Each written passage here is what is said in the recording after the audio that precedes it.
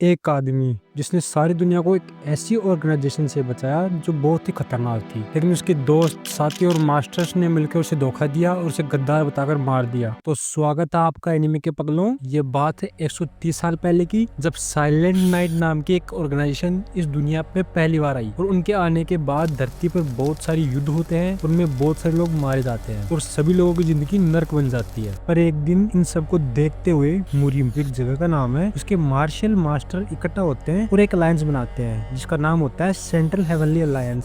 Central heavenly alliance मिलकर silent night को हराने के लिए एक सेक्ट बनाती है जिसका नाम होता है नॉर्थर्न हेवनली सेक्ट। और बिन जिन हू को इस सेक्ट का लीडर बनाते हैं और बिन जिन हू बनता है इस सेक्ट का पहला लीडर। और सेंट्रल हेवनली अलायंस प्रॉमिस करते हैं कि वो नॉर्थर्न हेवनली सेक्ट की हर प्रकार से मदद करेंगे। और फिर नॉर्थर्न हेवनली सेक्ट कई मार्शल आर्ट सीखते हैं और एक टाइम पर वो साइलेंट नाइट के सामने खड़े होने लगते हैं और धीरे धीरे उन्हें पीछे धकेलने लगते हैं। उसके बाद नॉर्थर्न हेवनली सेक्ट और पावरफुल होता जाता है। फिर टाइम के साथ साथ कई नए लीडर बनते हैं। दूसरा लीडर बनता है नाम मून सान, उसके बाद तीसरा लीडर बनता है यू क्वांग योन। और ऐसे ही देखते नॉर्थर्न हेवनली सेक्ट और फेमस होता गया और कई हजारों मार्शल आर्टिस्ट यहाँ आकर मार्शल आर्ट सीखने लगे और इस सेक्ट में शामिल हो गए। अब नॉर्थर्न हेवनली सेक्ट का फोर्थ लीडर है जिन क्वान हो, जिसे द ग्रेट नॉर्थर्न वॉल भी कहते हैं। और नॉर्थर्न हेवनली सेक्ट के पिलर्स जिन्हें द ग्रेट फोर भी कहते हैं, उनमें पहला है डेमनिक फिस्ट जो चियोन वू, दूसरा है गेलस्टॉर्म क्योंग मू सांग, तीसरा है कर्स्ड स्पिरिट ब्लेड योन चियोन हुआ और चौथा है किंग ऑफ आयरन ब्लड जे योक सिंह।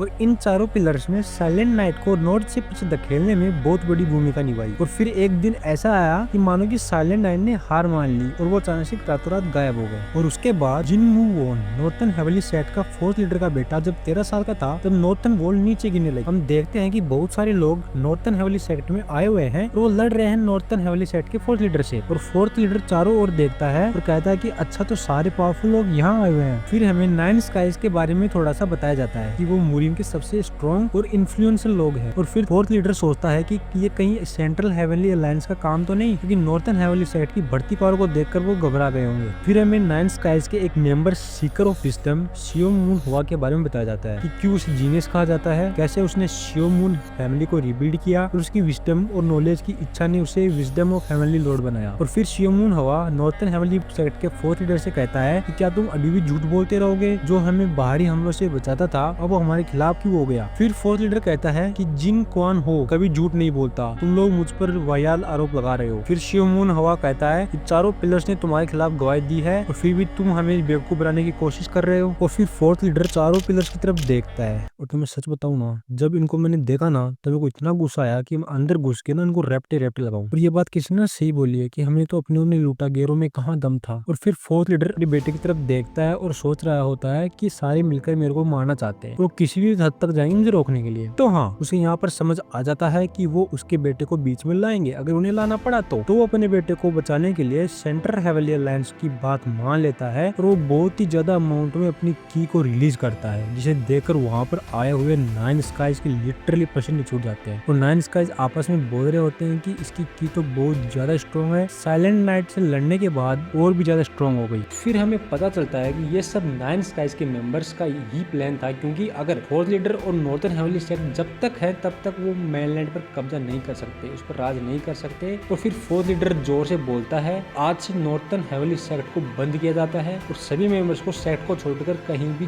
जाना पड़ेगा, ये मेरा आखिरी ऑर्डर है एज ए सेक्ट लीडर। लेकिन वो नाइन स्काई से ये भी कहता है कि मेरे बेटे ने छोटी सी उम्र में ही अपनी माँ को खो दिया था और वो खुद से ही नॉर्थर्न वेस्टलैंड में पला बड़ा है, तो मैं चाहता हूँ कि तुम मुझे प्रॉमिस करो कि तुम मेरे बेटे को कुछ नहीं करोगे। उसके बाद सीकर ऑफ नॉलेज जो मेंबर है नाइन स्काइज का, वो यह सोचता है कि मैं इसकी पूरी फैमिली को खत्म करना चाहता था, पर अगर उसने ये बात नहीं मानी तो बाकी ग्रुप्स के लीडर उसके खिलाफ हो जाएंगे। फिर वो फोर्थ लीडर की बात मान लेता है और कहता है कि मैं कसम खाता हूँ कि तुम्हारे बेटे को कुछ नहीं होगा। उसके बाद फोर्थ लीडर अपने बेटे की ओर देखता है और कहता है कि बेटे मूव ऑन, मुझे माफ करना। और उसका बेटा अपने पापा की तरफ भागता है और हम देखते हैं कि फोर्थ लीडर अपने आप को मार चुका है। अब इस घटना को 3 साल बीत गए और हम आते हैं 3 साल आगे, जहाँ हम देखते हैं कि कुछ लोगों ने एक बच्चे को हाथों से बांधकर लटका रखा है और ये लड़का और कोई नहीं, फोर्थ लीडर का बेटा जिन मू वॉन है। जिन मू वॉन अपनी आंखें खोलता है और उसे एक मोटा सा आदमी दिखाई देता है और फिर वो आदमी जिन मू वॉन को कहता है कि मुझे नहीं पता कि पहले के जो ग्रुप यहाँ पर आए थे उन्होंने तेरे साथ कैसा बर्ताव किया। पर मैं जेंग पे शान बहुत ज्यादा कठोर और बुरा आदमी हूँ। मैं पहले से ही गुस्सा में हूँ क्योंकि तुम्हारी वजह से मेरे को यहाँ पर आना पड़ा। अगले 3 साल मुझे तुम्हारी वजह से यहाँ पर बिताने पड़ेंगे। इसलिए तुम मुझे बता दो कि तुम्हारे हथियार और मार्शल मैनुअल्स कहाँ छुपा रखे हैं, और नहीं तो हम तुम्हें मारकर वापस मेनलैंड चले जाएंगे। अब देखो, यहाँ पर शायद ग्रुप्स की ड्यूटी लगाई जाती है जिन मूव पर ध्यान रखने के लिए कि कहीं वो मार्शल आर्ट तो नहीं सीख रहा और उसे मार्शल आर्ट नहीं सीखने देने के लिए। और ग्रुप्स हर 3 साल से चेंज होते रहते हैं। और मोटे आदमी के यह कहने पर जिनवू वोन हंसने लगता है और उसे हंसता देख जेंग पे शान थोड़ा सा और गुस्सा हो जाता है और उसे धमकी देता है कि वो उसे बाहर छोड़ देगा और भेड़िए उसे खा जाएंगे। और हमारे लिए ये सबसे बेस्ट होगा क्योंकि उन्हें फिर 3 साल यहाँ पर नहीं बिताने पड़ेंगे। और फिर जिनवू वोन फिर हंसता है और कहता है कि क्या तुम में इतनी हिम्मत है, या तुम्हें लगता है कि तुम सच में ये कर सकते हो। ये सुनकर जेंग पे शान का साथी गुस्से में आकर जी वू वोन की अंगुली काट देता है और दर्द के मारे जिनवू वोन जोर से चिल्लाता है और फिर बोलता है कि क्या तुम सेंट्रल हेवनली अलायंस द्वारा किए गए वादे को भूल गए। तो फिर हम देखते हैं कि जिनवू वोन की आंखों में आंसू आए हुए हैं और गुस्से से जेंग पे शान को देख रहा है। और इसी के साथ पहला एपिसोड खत्म होता है। अगर आपको अच्छा लगा तो लाइक और सब्सक्राइब करो, और अगला पार्ट ये तो कमेंट सेक्शन में बता देना। एक कमेंट भी आए तो मैं अगला पार्ट जरूर बनाऊंगा। तो हाँ, इस वीडियो का एम रखते हैं 10 लाइक्स का। क्या सोचते हो, जल्दी सब्सक्राइब